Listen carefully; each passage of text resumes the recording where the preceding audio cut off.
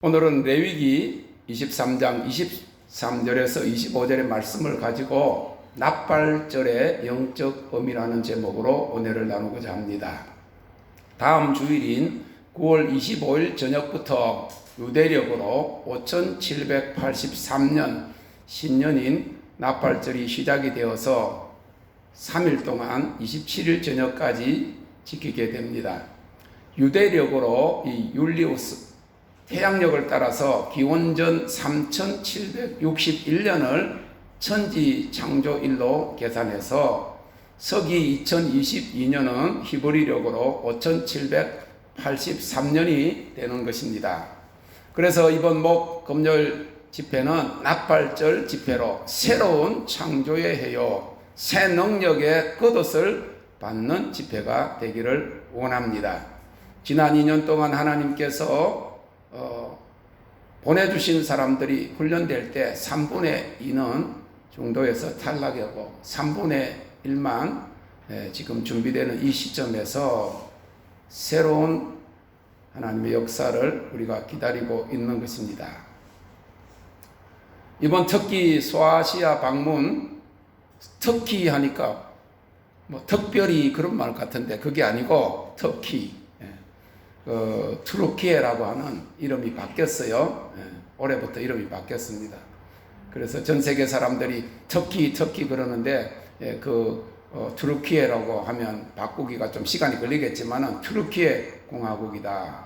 소아시아 방문 기간에도 그러하지만 하나님께서 이제 하시는 일들, 지난날에 하셨던 역사도 보았고 흥망성쇠도 보았고 지금 한때 1000년 동안 기독교 문화가 왕성하던 그곳이 지금은 거의 알라 하나님을 섬기고 예수님을 구주로 아는 사람이 지극히 적고 부모 세대가 그러하니까 자녀들은 그냥 모슬림으로 태어나고 모슬림으로 죽고 하는 그 흑암의 그늘에 앉은 백성들을 보았습니다. 영적으로는 소경이요, 영적으로는 기머거리요, 그들의 모습이 우리보다는 아무래도 좀 이 유럽 쪽이니까 이목구비도 뚜렷하고 그렇게 못 사는 나라 같지 않더라고요. 그런 영적으로 보면 라오디게아 교회 정말 부요하다고 했지만은 헐벗은 것. 이번에 가서 본 것 중에 딱 하나 기억 남는 것은 그 7교회 중에서 가장 부요했다고 하는 그런 교회가 그 당시에도 보면 건물이 제일 크더라고. 4대 교회하고 라오디게아 교회가 제일 크더라고. 건물이 오히려 빌라델비아 교회하고 스모나 교회는 조그만데 4대 교회하고 라오디게아는 엄청나게 부유하고 성경 그대로더라고. 그런데 지금 보니까 폐허가 된 거예요. 거의 입장료도 받지도 않고 들어가고 볼품이 없더라고. 자, 이 납발절 또는 유대교 신년이라고 부를 수 있는 이 납발절은 히브리어로 로슈 하샤나라고 그러는데 히브리력 7월 1일에 새해를 기념하는 유대교 그 4대 절기 중에 하나입니다. 그리고 사실은 이 납발절, 속죄절 그리고 장막절은 장막절 절기에 다 속하는 것입니다. 그래서 7월 1일이 납발절이면 7월 10일이 속죄절이고 그리고 7월 15일이 장막절인데 유대 3대 절기라고 그러면 우리가 아는 대로 무교절, 유월절과 그 다음 77절, 맥추절, 그 다음에 이제 수장절이라고도 하고 초막절이라고 하고 하는 장막절. 그래서 사실 장막절을 준비하는 그런 이 장막절 안에 이 납발절과 속죄절이 같이 포함이 되어 있어요. 그러면서도 새해가 시작되는 신년이기 때문에 4대 절기다 하면 납발절까지 포함하게 되는 겁니다. 그리고 납발절은 특별히 10일에 그 대속죄일을 준비하는 그런 날이기도 합니다. 그래서 로슈 하사나의 뜻은 해의 머리라는 뜻입니다. 해의 머리니까 신년 우리식으로 하면 벽두다 그런 말이겠죠. 레위기 23장 24절에 보면 납발절은 가을 농작물을 마지막으로 거두게 되는 초막절 가을절기의 시작인데 나팔을 불어서 대속죄일의 준비로 성회를 열어 거룩하게 지키는 절기입니다. 나팔절은 이스라엘 백성들이 40년 광야 생활을 할 때 하나님이 친히 지시하신 규례인 것입니다. 출애굽기 20장 1절에서 23절 19절까지 보면 애굽에서 해방받은 후에 시내 광야에 진을 친 백성들 앞에서 하나님께서 강림하셨어요. 그리고 십계명과 안식일과 3차의 이 절기를 명하셨습니다. 무교절, 유월절, 맥추절, 오순절, 그리고 초막절, 수장절, 장막절인 것입니다. 이 중에 이 초막절 곧 장막절은 나팔절과 대속죄일, 초막절 아우르는 그런 3차 절기의 대표 그 이름인 것이죠. 그래서 이것은 늦은비 절기에 속하는데 신년 1월이 나팔절, 10일인 속죄절을 다 포함해서 이 늦은비 절기가 초막절까지 계속이 되고 초막절, 장막절, 오늘 특별히 이 나팔은 장막절하고 관계가 있습니다. 출애굽기 24장 1절 11절에 보면 모세는 시내산에서 하나님께 들은 법규와 언약을 백성들에게 낭독했고 백성들은 그 언약을 지키겠다고 대답했습니다. 우리가 잘 아는 바와 같이 이스라엘은 하나님이 선택하신 선민입니다. 초선 핏불이라고 그러죠. 그래서 우리도 조선민족이라고, 우리도 초선이라고, 조선민족이라고, 그렇게 영적 대제사장이라고 그런 말을 많이 하는데, 초선, 하나님 선택하셨다. 하나님의 선택은 일방적인 것입니다. 그냥 하나님이 그냥 택하신 거예요. 찍으신 거예요. 지명하여 부르신 거예요. 그러나 언약은 다릅니다. 하나님과 언약을 맺었다는 건 다릅니다. 하나님 명령하시고 우리는 그렇게 하겠습니다. 순종하겠습니다 하면서 맹세한 것입니다. 언약을 맺은 백성. 그래서 하나님 그 언약의 정표로 돌판을 주신 것입니다. 십계명 율법을 주셨고 모세에게 토라를 주신 것입니다. 영적 의미로 나팔절은 쇼파르라고 하는 이 수양의 뿔로 만든 나팔을 불어서 주님 만날 날이 가까움을 기억할 것을 공고하는 날입니다. 이스라엘 백성들이 한 곳에 다 모여서 성회로 드린다. 한 곳에 모인다는 건 하나님 앞에 선다. 그런 의미입니다. 오늘 우리가 찬양한 것처럼 주 앞에 내가 서 있네. 하나님 앞에 선다고 하는 나팔 소리가 들릴 때마다 우리가 하나님 앞에 서는데 나중에 결론적으로 말씀드리겠지만 그 나팔 소리가 어떤 사람에게는 신랑이 온다. 신랑 혼인잔치로 들어가는 나팔이 될 것이고 준비되지 않은 자들에게는 무서운 심판의 나팔이 될 것이라고 하는 사실이죠. 이날은 나팔을 불어서 이스라엘 모든 백성들의 성회를 소집하고 모든 노동을 금지하면서 하나님께 화제를 드리는 날이었습니다. 번제를 드리는 날이었습니다. 백성들은 나팔 소리와 더불어 분주한 자신들의 일을 멈추고 오직 하나님만을 향해서 서야만 했습니다. 이처럼 유대인들이 희락의 날과 정한절기와 월삭에 어떻게 나팔을 불어야 했는지에 대해서 설명해 주는 말씀이 민수기 10장 10절에 나타나고 있어요. 곧 번제물의 위에와 화목 제물의 위에 나팔을 불라. 그로 말미암아 너희 하나님이 너희를 기억하리라. 나는 너희 하나님 여호와라 하셨습니다. 번제물 위에 나팔을 불라고 하는 말씀은 우리가 하나님 앞에 드려지는 산제물이 되는 하나님 앞에 죄 없이 거룩한 삶을 살아야 함을 말해주는 것입니다. 그래서 나팔절 다음 10일 후에는 속죄일로 지킴으로 이스라엘 백성들이 모두 다 하나님 앞에서 지난 1년 동안의 죄를 용서받는 속죄제를 드렸습니다. 하나님 앞에 제사를 드린다, 예배를 드린다 하는 것은 예물을 드리는 겁니다. 번제물을 가지고 오지 않고는 그게 제사가 될 수가 없는 것처럼, 그래서 우리가 기도회 때는 사실 뭐 헌금 안 하고 수요일날 새벽 기도회 때도 뭐 안 해도 괜찮아요. 그런데 하나님 앞에 예배를 드린다. 예배를 드리고 번제를 드리고 제사를 드릴 때는 예물이 없이 오는 사람은 안 됩니다. 제물을 가지고 오지 않는 제사는 그 제사의 대상인 하나님을 만홀히 여기는 거예요. 그리고 제사가 성립이 되지 않는 거죠. 예수 그리스도를 믿고 거듭남으로 우리에게 이전 것은 지나가고 새 것이 되었습니다. 새로운 창조, 새로운 생명, 새로운 영생의 삶으로 거듭났습니다.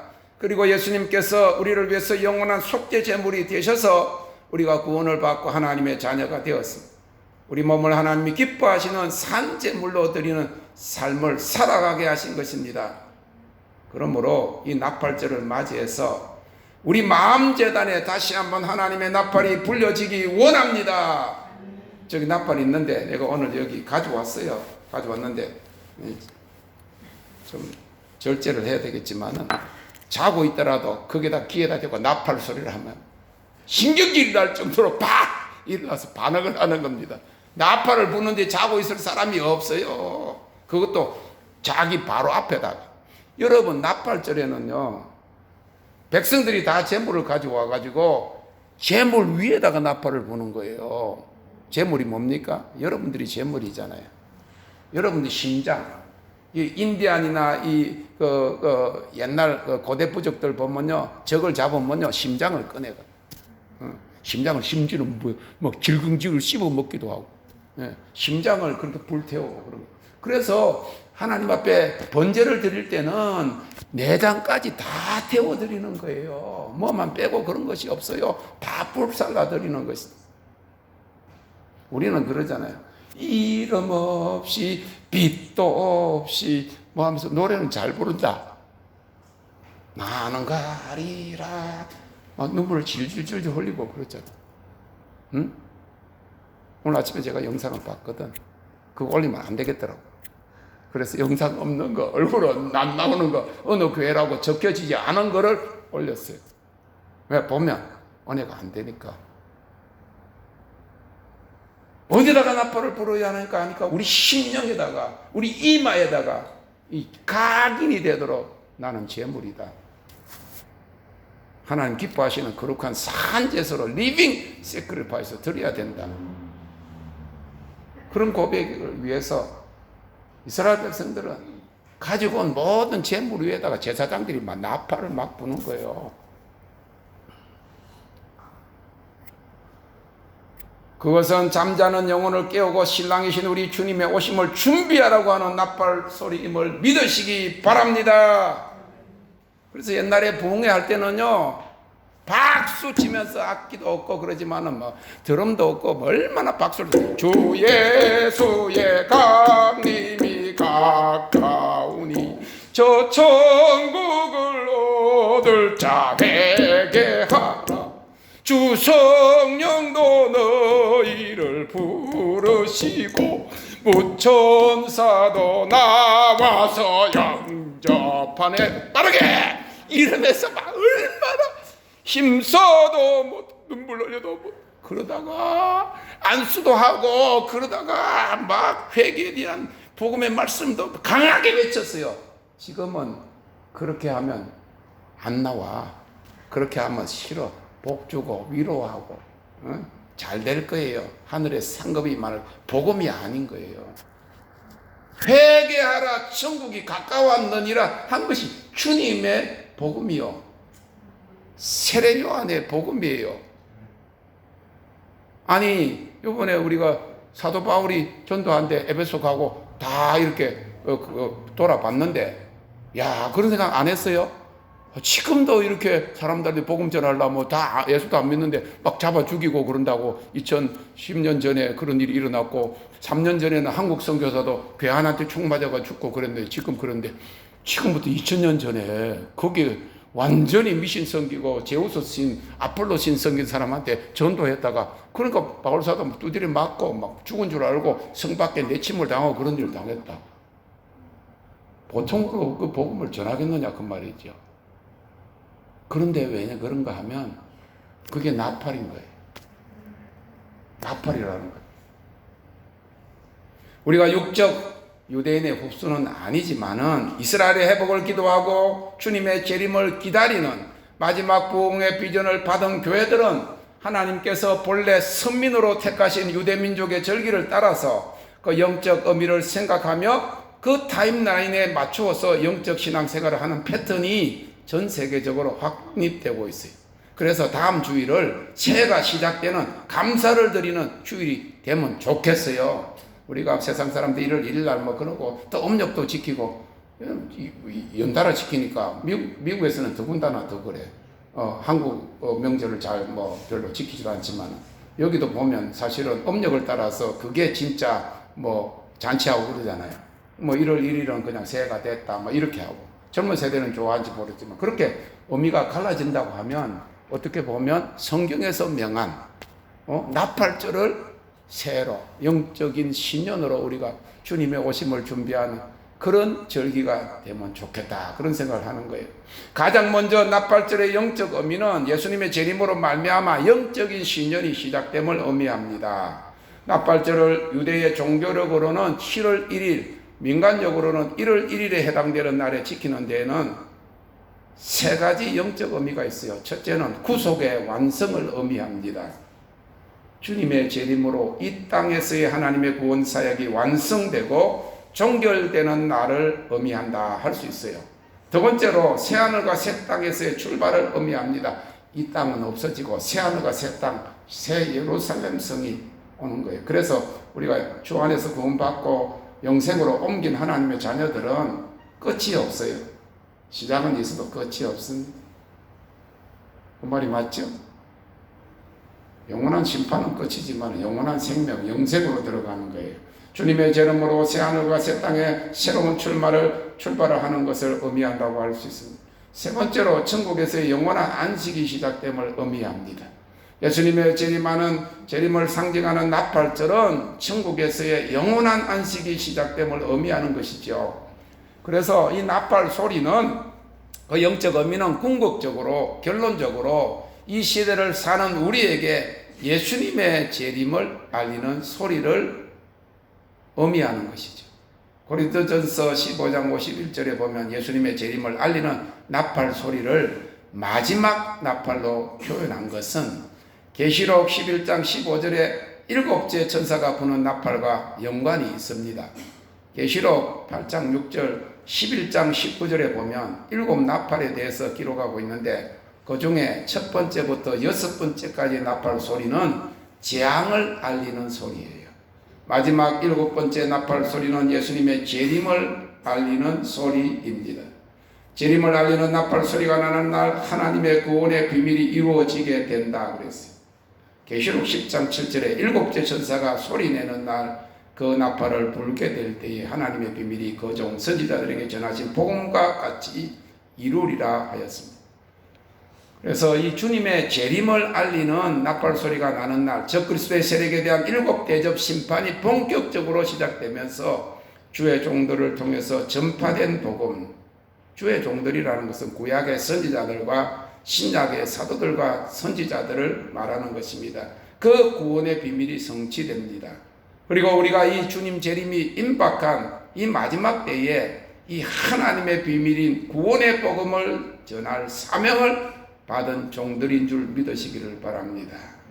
마지막 때에 모든 거룩한 종들이 주와 함께 할 것이라고 스가랴서 14장 5절은 말씀하고 있기 때문인 것이죠.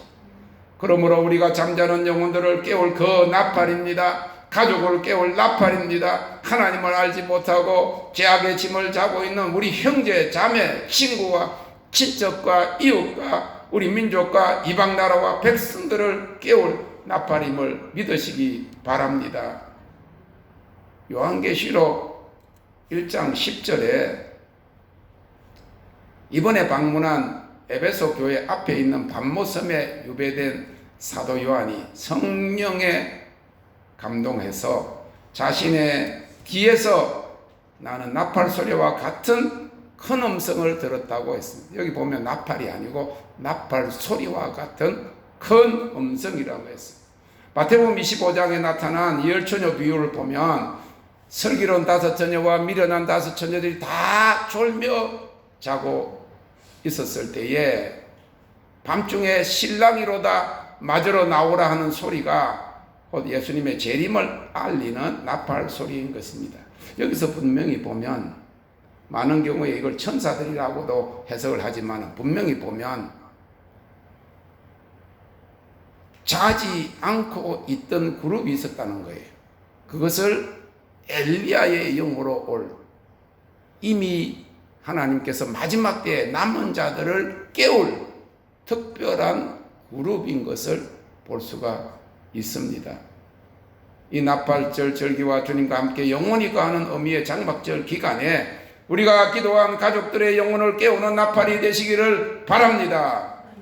결론적으로 이 나팔 소리는 예수님의 재림을 알리는 나팔 소리입니다. 마지막 나팔 소리와 함께 예수님께서 재림하시게 되고 이때부터 적그리스도와 그를 추종하는 세력들에게 본격적인 7 대접 심판의 재앙이 임하는 것입니다.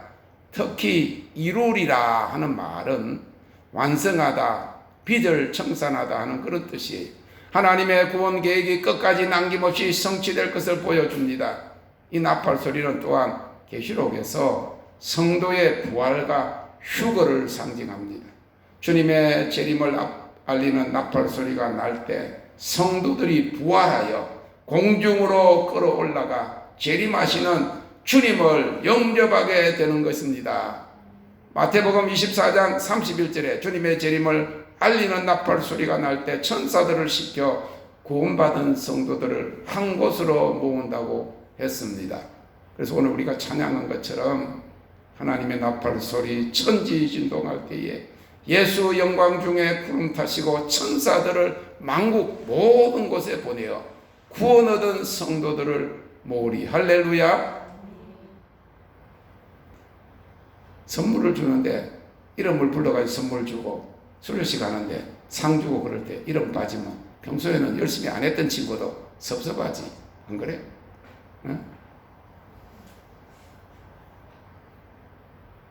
준비된 자가 나팔 소리 듣는 거예요. 재림의 나팔 소리를 듣는 거예요. 데살로니가전서 4장 16절 17절에 주께서 호령과 천사장의 소리와 하나님의 나팔로 치니 하늘로 쫓아 강림하시리니 그리스도 안에서 죽은 자들이 먼저 일어나고 그 후에 우리 살아남은 자도 저희와 함께 구름 속으로 끌어올려 공중에서 주를 영접하게 하시리니 그리하여 우리가 항상 주와 함께 있으리라. 고린도전서 15장 52절에 나팔 소리가 나면 죽은 자들이 썩지 아니할 것으로 다시 살고 우리도 변화하리라고 했습니다. 이는 주님이 공중 재림하실 때에 첫째 부활과 휴거가 이루어질 것을 말씀하고 있는 것이죠. 여러분 첫째 부활과 둘째 부활을 잘 구별하셔야 돼요. 부활은 첫째 부활과 둘째 부활이 있는데 첫째 부활은 구원받고 죽은 성도들이 주님이 재림하실 때 재림하시는 주님을 영접하기 위해서 신령한 몸으로 호련히 변화되어 영화스러운 몸으로 그 주님의 혼인잔치에 들어가는 것을 말합니다. 그것을 위해서 죽은 자도 믿음 안에서 죽었던 자도 무덤을 깨뜨리고 일어나서 부활하고 성천하는 것입니다. 둘째 부활은 구원받지 못한 영혼들이 천년왕국이 끝나고 새하늘과 새 땅이 시작되기 전에 부활해서 백보자 앞에서 심판받는 심판의 부활입니다. 나는 좀 더 자다가 둘째 부활에 참여할 거야. 그런 사람은 심판받겠다는 말. 무슨 말인가 알겠어요? 빨리 깨어나야 돼. 새벽에 일찍 일어나야 돼. 지금 하나님의 선지자를 통해서 이 세상 종말과 주님의 재림을 알리는 마지막 시대의 계시와 비밀의 복음이 그전에도 전해졌지만 지금 마지막 때에 이 마지막 추수를 위해서 하나님께서 선지자와 사도 같은 사람들을 일으켜서 이 복음의 나팔 하나님의 비밀을 전하게 하시는 거죠. 이 나팔 소리는 세상 나라의 종말과 예수님의 재림을 알리는 경고의 소리고 그리고 소집의 나팔 소리인 것입니다. 마태복음 24장 29절 31절에 그런 말씀이 있어요. 그날 환난 후에 적시 해가 어두워지며 달이 빛을 내지 아니하며 별들이 하늘에서 떨어지며 하늘의 권능들이 흔들리리라. 그때에 인자의 징조가 하늘에서 보이겠고 그때에 땅의 모든 족속들이 통곡하며 그들이 인자가 구름을 타고 능력과 큰 영광으로 오는 것을 보리라. 저가 큰 나팔 소리와 함께 천사들을 보내리니 저희가 그 택하신 자들을 하늘 이 끝에서 저 끝까지 사방에서 모으리라 하고 32절에 보면 무화과 나무의 비유를 배우라. 그 가지가 연하여지고 잎사귀를 내면 여름이 가까운 줄을 아나니 이와 같이 너희도 이 모든 일을 보거든 인자가 가까이 문 앞에 이런 줄을 알라 했습니다. 이 무화과 나무는 이스라엘을 말합니다. 여러분, 이스라엘의 회복을 말하고 있어요. 1948년에 이스라엘이 건국되고 1967년에 이스라엘과 아랍 나라들과의 6.1 전쟁에서 이스라엘이 승리해서 예루살렘을 달아남으로써 예수님께서 2000년 전에 말씀하신 그 예언이 성취되어 주님의 재림이 임박함을 보여주고 있는 것입니다. 이 주님의 재림을 알리는 나팔절을 우리가 맞이하면서 오늘 마지막으로 기억해야 할 말씀은, 이 나팔은 심판을 알리는 나팔임을 명심해야 합니다. 주님을 맞을 믿음의 준비를 한 슬기로운 처녀들, 곧 교회들에게는 신랑과의 혼인잔치에 들어감을 알리는 나팔이지만은 기름을 준비하지 않은 미련한 처녀들에게는 무서운 심판을 알리는 나팔이 되기 때문인 것입니다. 여기 보면 처녀들이다, 여자는 교회를 이야기한 거예요. 그런데 여기는 세상을 이야기한 거예요. 세상은 마귀에게 속았고 말도 뭐 할 필요도 없이 심판으로 들어간다, 그 말입니다. 하나님 우리를 이 멸망할 세상에서 구원하셨어요. 그리고 교회로 부르신 것입니다. 미련한 처녀는 교회를 이야기하는 거예요. 주님의 오심의 때를, 마지막 때를 준비하지 못한 그런 어리석은 기름 준비하지 않은 처녀들은 교회를 이야기합니다. 그들에게 무서운 심판의 나팔이 울려 퍼질 것입니다. 사도 요한이 받은 계시의 시작은 나팔 소리 같은 큰 음성을 들음으로 시작되었어요. 계시록 1장 10절 11절에 주의 날에 내가 성령에 감동하여 내 대해서 나는 나팔 소리 같은 큰 음성을 들으니 가로되 너 보는 것을 책에 써서 에베소, 스무나, 버가모, 두아디라, 사데, 빌라델비아, 라오디게아 7교회에 보내라 하시기로. 이번에 우리가 제일 먼저 방문한 교회가 버가모 교회예요. 그 다음에 이제 두아디라가 바로 밑에 있는데 저녁이 좀 늦어져서 제일 마지막에 방문을 했습니다. 올라오는 길에 꼭 이렇게 되어 있어요. 위에서부터 내려오면, 저 이스탄불에서 내려오면 이 이저밀이라고 하는 곳이 서머나가 있는 교회인데 그 전에 그 제일 먼저가 버가모 교회가 있어요. 그리고 일직선으로는 여기는 서머나 교회가 있고 그 밑으로 에베소 교회가 있어요. 이렇게 돼 있고, 그 다음에 여기가 버가모 교회면 이렇게 오른쪽으로 조금 내륙지방으로 들어가면 거기가 한 30km 가면 거기가 버가모 교회고, 그 버가모 교회 밑에가 사대 교회고, 사대 교회 밑에가 빌라델비아 교회고, 그래서 빌라델비아 교회 밑에가 라오디게아 교회. 그래서 우리 가신 집사님들도 잠깐 봤지만 어떻게 간지 모르죠. 그래서 여기서 내려오다가 버가모 교회를 들렀다가 그 다음에 이제 서머나 이저미를 가서, 그래가지고 거기서 가만히 보니까 거기 폴리캅 교회가 있는데 폴리캅 교회를 아침부터 가보고 저 집 갈라 했는데 보니까 1시에 연대. 오후 1시에 문을 연다니까 1시까지 기다리면 그거 보려고 다른 데 못 가고 그래. 그래서 거기서 바로 에베소로 내려간 거예요. 에베소 교회를 가서 보고 다시 올라와서 1시간 넘은 오후에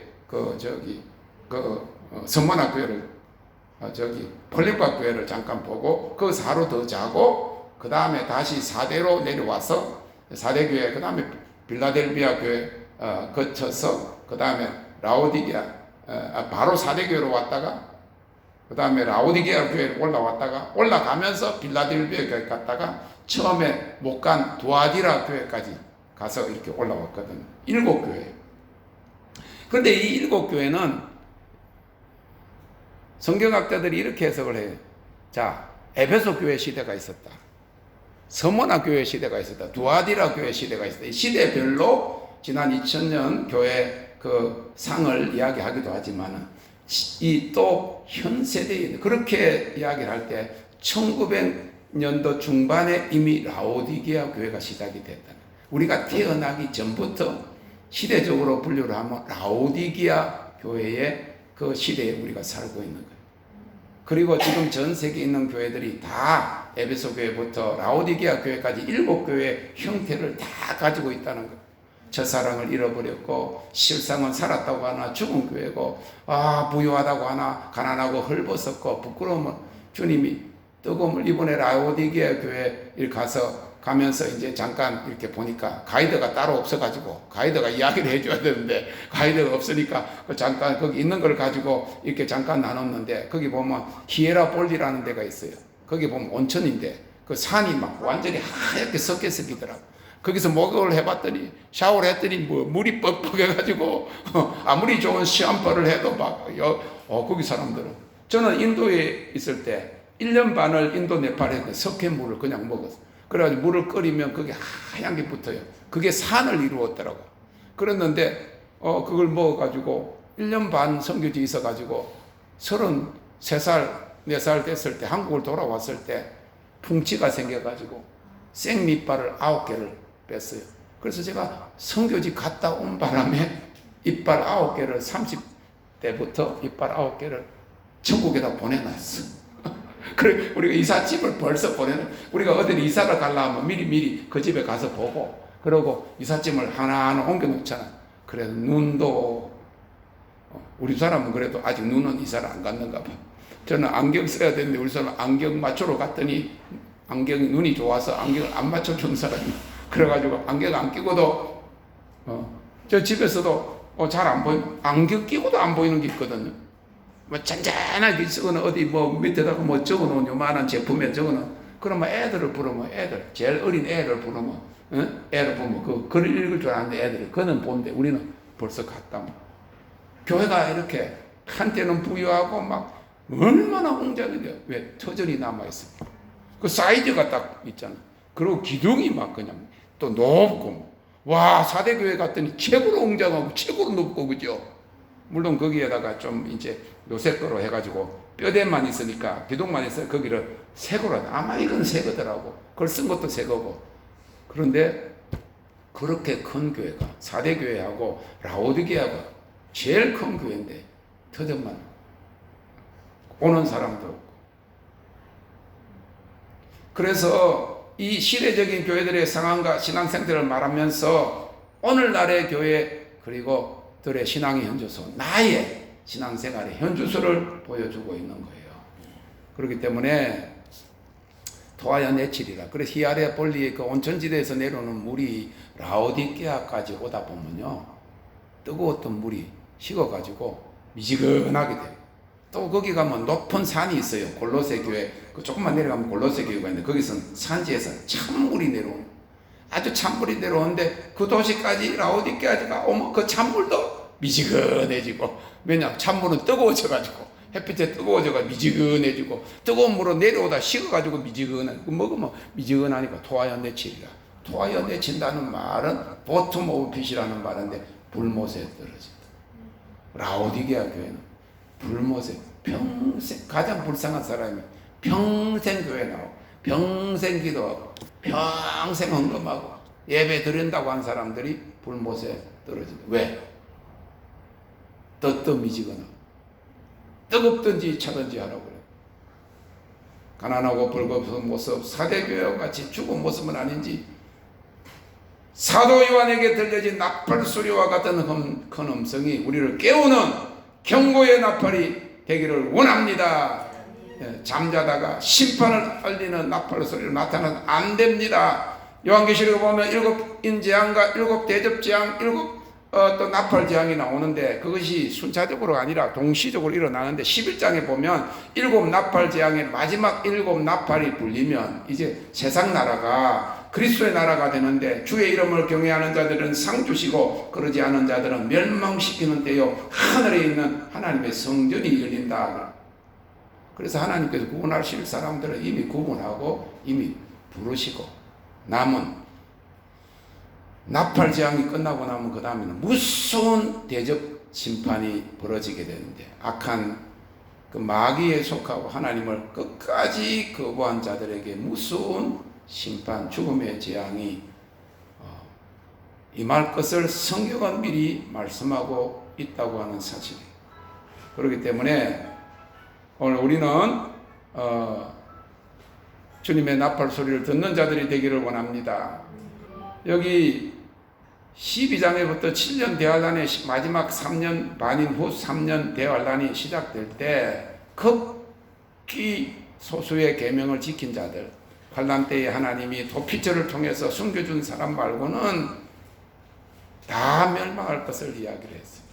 첫째 천사가 나팔을 불면 피 섞인 우박과 불이 땅에 쏟아져서 땅과 나무와 풀에 3분의 1이 불타 사라지고, 둘째 천사가 나팔을 불면 불 붙는 큰 산과 같은 것이 바다에 떨어져서 바다의 3분의 1이 피가 되고 바다에 있는 생물들의 3분의 1이 죽게 되고, 셋째 천사가 나팔을 불면 횃불같이 타는 큰 별이 하늘에서 떨어져서 강들의 3분의 1과 여러 물샘에 떨어져 물들의 3분의 1이 쑥이 되어 쓰게 됨을 인하여 많은 사람이 죽는다 그랬어요. 넷째 천사의 나팔에 해 3분의 1과 달 3분의 1과 별들의 3분의 1이 어두워져서 낮 3분의 1과 밤 3분의 1에 비침이 없이 어둡게 됩니다. 다섯째 천사가 나팔을 불면 이제 무저갱이 열리고 그곳으로부터 정갈같이 쏘는 황충들이 올라오는데, 마귀의 군대들, 좀비를 넘어서는 거예요.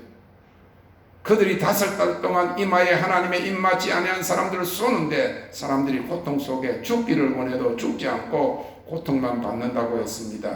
여섯째 천사가 나팔을 불면 유브라데 강에 결박된 4천사가 놓이는데, 지상에 있는 사람들을 3분의 1을 죽이게 되는 2만만, 곧 2억의 마병대가 일어나서 말들에게서 불과 연기와 유황이 나와 3분의 1의 사람들을 죽이게 한다 했어. 일곱째 천사의 나팔이 불리워질 때 하나님의 비밀이 다 이루어집니다. 다시 말하면 인류의 구원과 세상 심판의 계시가 다 성취됨을 말하고 있는 것입니다. 이 나팔이 가지고 있는 영적 그리고 계시적인 의미를 우리가 알아야 합니다. 그것은 계시록 1장 10절에 기록된 나팔은 나팔 소리와 같은 큰 음성입니다. 성경에 제일 먼저 나온 나팔 소리는 출애굽기 19장 16절에 나오는데, 이스라엘 백성들이 애굽에서 나와서 3개월쯤 되었을 때에 우레와 번개와 빽빽한 구름이 산 위에 있고 나팔 소리가 심히 크게 들려서 모든 백성이 다 떨었다고 했습니다. 그 나팔 소리가 점점 크게 들리면서 하나님의 음성이 들려왔습니다. 그것이 출애굽기 20장에서부터 나타난 하나님의 직접적인 음성으로 말씀하신 십계명을 비롯한 율법인 것입니다. 그런데 계시록 1장 10절의 나팔은 실제 나팔이 아니라 그의 천사를 보내어서 앞으로 될 마지막 세상 종말과 심판에 대한 천사의 계시가 나팔 소리 같은 큰 음성으로 전달된 것을 말하고 있어요. 여러분들도 하나님이 들리는 큰 음성, 나팔 소리와 같은 큰 음성, 그것을 듣는 사람은 계시를 전해야 할 선지자의 사명이 있는 줄로 믿습니다. 큰 들리는 음성으로. 여기 사도 요한이 우리가 그런 이야기 했어. 시간만 있으면 우리가 밤모섬에 배 타고 건너가 가지고 한 달을 거기 계시 받으려고 거기 앉아 있을까, 그런 생각. 여러분, 들리는 큰 음성을 듣는 사람은 계시를 받는 사람, 전달해야 돼요. 내 영혼이 울리는 것 같은 마지막 때에 계시, 하나님의 리콜 운동이, 하나님이 남은 자들을 불러 모아라. 하나님은 준비된 자를 부르시는 것이 아니라 부르신 자들을 준비시킨다. 그 남은 자들이 결국 이기는 자의 군대가 되는 거예요. 그래서 나팔은 신령한 의미에서 복음의 나팔을 이야기하는 것입니다. 우리가 이 마지막 때에 드러나는 계시록적인 비밀과 계시의 복음을 알고 전파해야 할 그런 사명을 가졌어요. 그래서 소드, 하나님의 지혜에 감춘 비밀을 공부하고 있는 것입니다. 하나님의 비밀을 전하는 것이라고. 하나님의 비밀을 선지자를 통해서 전하는 것이 그 복음이 그대로 성취된다, 그 말이에요. 그냥 잘 될 것이에요. 복 받을 것이에요. 상급이 클 거예요. 위로하고 막 복 주고 그런 설교는 하나님의 비밀이 아니에요.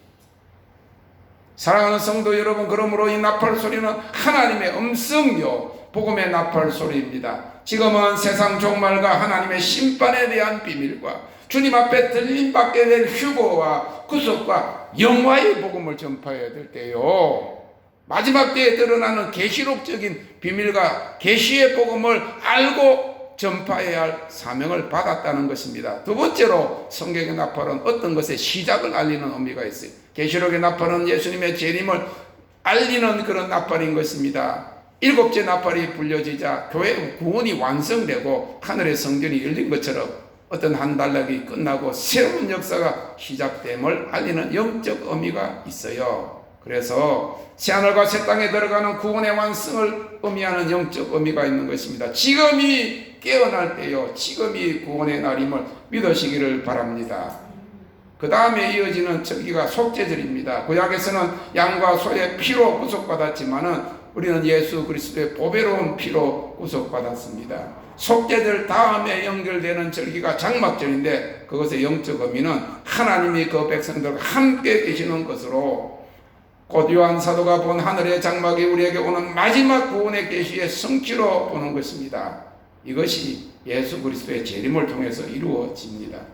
마지막으로 구약에 사용된 나팔 소리는 백성들을 소집할 때 사용되었습니다. 세상 심판을 알리는 것을 넘어서서 무엇보다도 예수 그리스도의 재림을 알리고 그의 택한 백성들을 불러 모으는 거예요. 예수님께서 마태복음 24장에 모든 택한 백성들을 불러 모은다 그랬어요. 그걸 위해서 계시록 13장에는 천사들을 세계만, 예수님 24장에 그렇게 했지만 이제 영원한 복음을 천사들을 보내는, 그래서 우리가 영적 장군들로 천사들과 같이 동력하는 그런 사람이 되어야 되는 것입니다. 주님을 찬양합니다. 마태복음 24장 31절에 저가 큰 나팔 소리와 함께 천사들을 보내리니 저희가 그 택하신 자들을 하늘 이 끝에서 저 끝까지 사방에서 모으리라.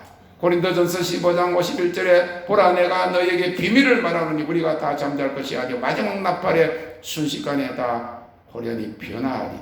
계시록 11장 15절에 일곱째 천사가 나팔을 불매 하늘에 큰 음성들이 나서 가로되 세상 나라가 우리 주와 그 그리스도의 나라가 되어 그가 세세토록 왕노릇 하시리라 그랬어요. 이 신랑이신 주님이 오시는 나팔 소리를 듣고 준비한 기름을 들고 주님을 맞으러 나갈 준비하는 성도들이 다 되시기를 바랍니다. 지금 준비되지 않으면 늦습니다. 그 나팔 소리가 주님의 재림 혼인잔치로 들어가는 나팔이 아니고 준비되지 못한 자들에게는 무서운 심판을 쏟아붓는 그런 나팔이 될 것입니다. 미국 펜실바니아 주의 한 조그마한 도시에 큰 댐을 만들었어요. 근데 그 댐을 만들어 놓고 물을 좀 재우고 난 다음에 토목 기술자들이 다시 한번 그걸 점검을 했는데 그 만들었을 때부터 뭐가 흠집이 있어가지고 틈이 생긴 거예요. 이것이 물이 많이 차면 압력을 받아서 이것이 댐이 터질 것이다. 그래가지고 피신을 하라고 동네 사람들에게 이야기했어요. 그런데도 불구하고 이제 금방 지었는데 무슨 100년도 안 됐는데 이게 왜 무너지냐 하면서 자기 집과 터전이 너무 아까워서 안 도망을 가지 않은 사람들이 있었어요. 근데 많은 사람들이 피신을 했는데 도망가지 않은 300여 명이 몰사라는 비가 오니까 그것이 수억 톤의 물이 그냥 쏟아져 가지고 그렇게 아끼던 집하고 농토 모든 것 다 생명까지 잃어버리는 그런 역사가 있었습니다. 2011년 3월 11일 날 후쿠시마 해변 쓰나미는 경고 시간이 짧아가지고 갑자기 일어난 그 30m가 넘는 그 파도에 우리가 봤잖아요. 영상 봤잖아요. 물이 막 들어오는데 차도 막 가고 있고 사람들도 뭐 자전거 타고 바로 옆에 위험이 닥쳐와도 그걸 실감을 못하는 죽는 순간이에요.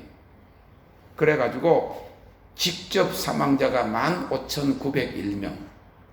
일본같이 이렇게 발전한 나라인데 간접 사망자가 3,767명, 실종자까지 2,562명 하면 2만여 명이 넘는 사람들이 죽었거나 실종되었고 이재민이 47만여 명이 넘었다는 거예요.